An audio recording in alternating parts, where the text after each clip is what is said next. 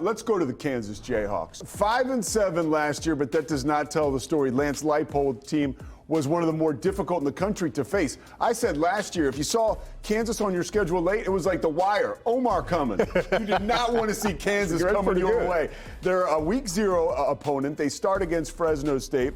Week 2, border war, rivalry game against Mizzou. And you look at the schedule, Iowa State on the 22nd of November. What else jumps out at you, LD? Well, when you look at this, for a team that went 4-2, despite their overall record, they did go 4-2 at home. The 4 of their first 5 games are at home. That's going to be a benefit for the Jayhawks. Now, when you look at this schedule, they are one of 3 teams that has 3 byes.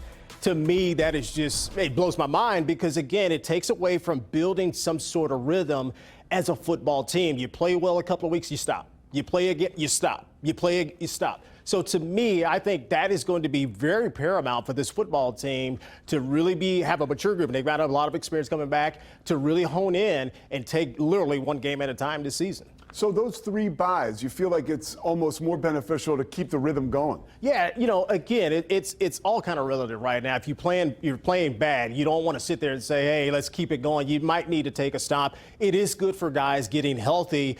But look at this last stretch of the season right here. You've got Arizona, you've got Iowa State, and then you go back on the road on a Friday night game against Utah. And we know different things, weird things can happen in Utah, certainly at night. So, again, I just think this is a very difficult schedule. Again, one of 3 teams with 3 byes. Yeah, you can't take your eyes off that October 25th, Kansas State. That is an absolutely huge game. They get to play that at home. Good news. Yeah, I think that's a good thing, too. A 16-game losing streak, obviously, to the Wildcats. That's a big thing for the Jayhawks. So they've got to really hone in and lock in and get ready. But, again, the week before you play Texas Tech, how are you going to do that? Then you've got to get ready. We don't know what Oklahoma State's going to be this year. But, again, that is going to be a tough game as well.